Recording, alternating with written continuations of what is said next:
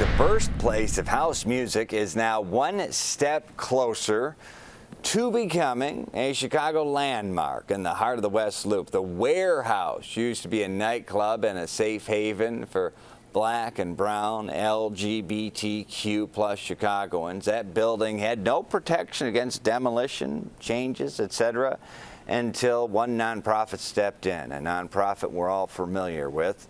Joining us now from Preservation Chicago's Ward Miller, Executive Director. So it has been granted a preliminary landmark recommendation by the Commission on Chicago Landmarks. Good morning. Thank you for joining us, Mr. Miller. Absolutely. Thank you for having us, Brad. We're honored to be here. Can you first explain to us what all that means and why is it important, even though it's step one, to become a landmark or get this stamp of approval? Absolutely. So the Warehouse is an important building to so many people in Chicago and across the nation and world.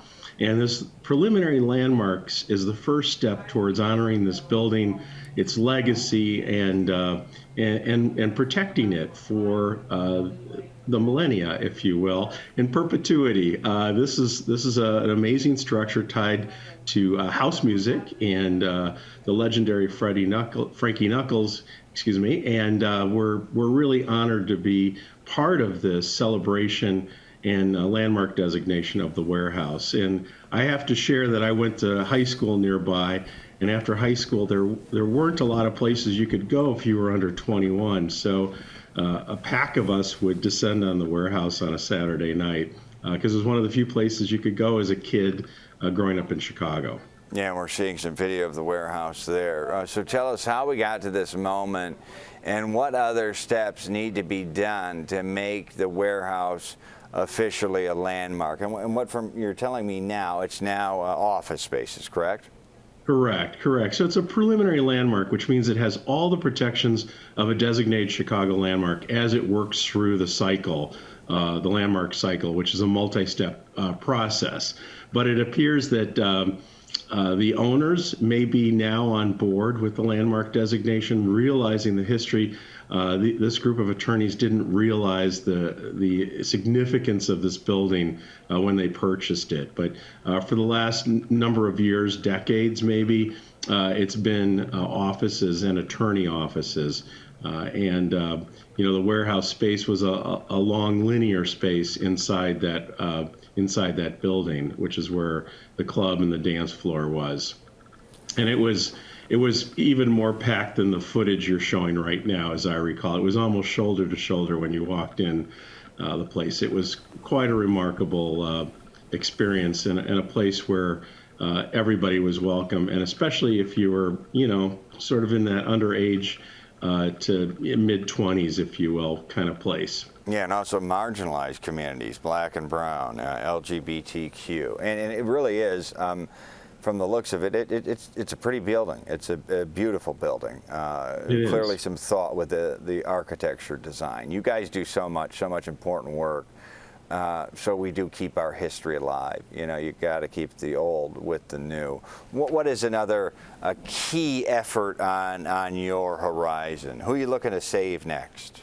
Well, we're in the midst of trying to save the Century and Consumers buildings on State Street. One is 16 stories, one is 22 stories from 1913 and 1915. And these are two remarkable buildings of the Chicago School of Architecture, steel frame buildings, early Chicago skyscrapers, which you can see in the background of the Federal Center. And the judges and the GSA feel these buildings are just too close to the Chicago Federal Center and possess a safety threat. So there's a $52 million taxpayer congressionally approved earmark to demolish these amazing buildings of the Chicago School on State Street and replace it with sort of a grassy lot. And we feel that that's really not right. We want to turn these into a collaborative archive center, so the windows facing the Federal Center could be blocked from the inside. If we lose these buildings, not only do we lose part of the State Street wall and our great Chicago history, but these two early skyscrapers, and Chicago is up for a UNESCO World Heritage Site honoring some of these early skyscrapers of downtown Chicago with the option of adding more. And in the future, we're hoping that these could be added as well. So a lot at risk. I'm not an architecture historian, but I do believe, just from recollection, it was those early steel frame high-rises that were the precursor, were really the first and the precursor to everything that came after. The design led to the monsters that we see today. Is that not correct? Yes. Chicago is the birthplace of not only house music, but long before that, it was the golden age of architecture, if you will, with the first steel frame buildings now known as, or recognized as, the first skyscrapers built in Chicago. The first one was the Home Insurance Building at LaSalle and Adams. And since that time, there were a number of these great Chicago school buildings, as we call them, built and constructed in downtown Chicago. And most of them are honored and protected and landmarked, but these two are not, because the federal government chose to buy them 17 years ago and has really been neglectful on a large scale towards really keeping them in good repair. They've been basically abandoned for almost 2 decades, and prior to that, they had a pretty good occupancy. So really a tragedy. But this isn't the first time we've seen a building come back from the edge. The Reliance building at State and Washington is now a hotel, and it's been beautifully restored. And it was in a similar condition to these two buildings just down the street. You're saying the federal government was neglectful? That's no, just kidding. Really right? Yeah, real stunner there. I do know of which. And I want you to know we've been trying to save these for more than 10 years, but now there's a $52 million earmark to demolish them. Unbelievable. So the effort has stepped up. But yes, let us know.